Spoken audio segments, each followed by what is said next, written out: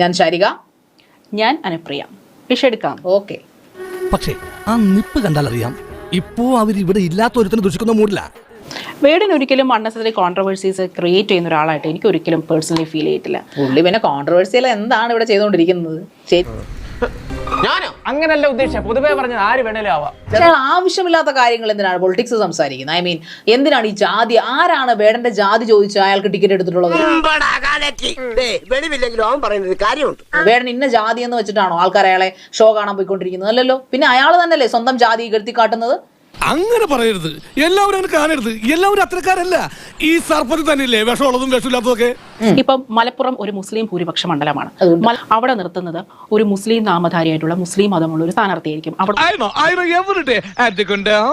നമ്മൾ ടോപ്പിക്കിൽ നിന്ന് സംസാരിക്കുക, ടോപ്പിക്കിൽ നിന്ന് വ്യതിചലിച്ച് മറ്റേ പുല്ല് വെട്ടാൻ പോകരുത്. എനിക്ക് അത്ര പറയാനുള്ളൂ. രണ്ട് പെണ്ണുങ്ങൾ കൂടിയാ പിന്നെ സംസാരിക്കാൻ ഉള്ളി പൊളിക്കുന്ന കാര്യം മതി. അല്ല ശാരിക, ഞാൻ ഒരു കാര്യം പറയട്ടെ. ഞാനിപ്പോ ഒരു കാര്യം പറയപ്പോ ശാരിക ആവശ്യപ്പെടുന്ന രീതിയിൽ എനിക്ക് സംസാരിക്കാൻ പറ്റും. വേണ്ട, പക്ഷെ ടോപ്പിക്ക് സംസാരിക്കാനേ ഞാൻ പറയുന്നുള്ളൂ. ന്യായം വേണ്ടേ? അല്ലെങ്കിലും ഈ പെണ്ണിന് ഈയിടായിട്ട് കുറച്ച് അഹങ്കാരം കൂടുതലില്ലേ? അഹങ്കാരം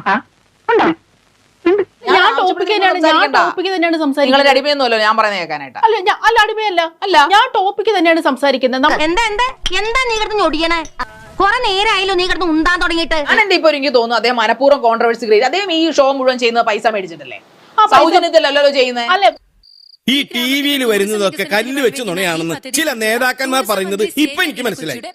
വേടൻ ഒരു റാപ്പ് സിംഗർ ആണ്.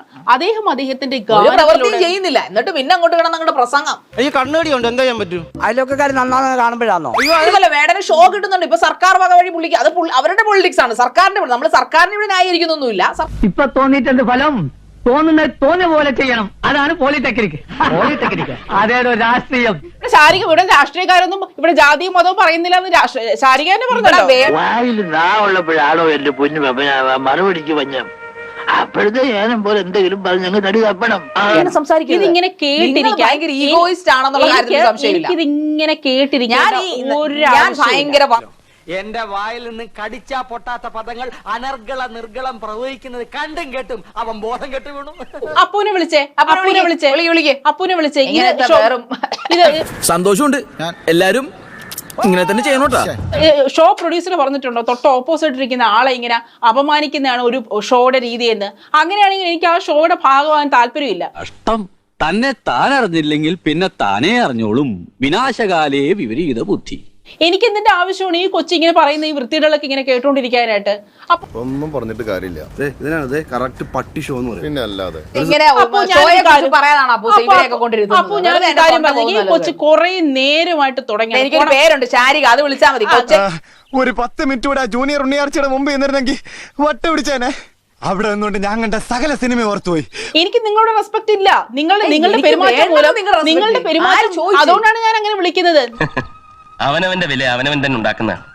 സ്നേഹത്തിലൂടെ, വിനയത്തിലൂടെ, പെരുമാറ്റത്തിലൂടെ. നിങ്ങളുടെ പെരുമാറ്റം മൂലം, നിങ്ങളുടെ സംസാരം കേസ് കൊടുക്കുക. എന്നെ ആവശ്യമില്ലാത്ത വാക്കുകൾ ഉപയോഗിച്ച് അമ്മാരിച്ചെന്ന് പറഞ്ഞ അടിയും നീളവും കൂടുതലുള്ളവർക്ക് ചിന്താശക്തി കുറയും. അതുകൊണ്ടാ പറയുന്നത്. ഇത് ശരിയാവത്തില്ല. എന്നെ മെന്റലി ഹരാസ് ചെയ്യുന്ന ഒരു വ്യക്തിയായി. എന്റെ ഈശോയെ, നീ ഒരു കുരിശല്ലേ ചുമന്നുള്ളൂ? ഈ വണ്ടി നിറയെ കുരിശുകളാ എനിക്ക് ചുമക്കാൻ. അപ്പൊ ഞാൻ ഒരു കാര്യം പറഞ്ഞേക്കാം. റെഡിമെയ്ഡ് ഉത്തരം പറഞ്ഞു പറയിച്ചാണെന്ന് പറയത്തേ ഇല്ല.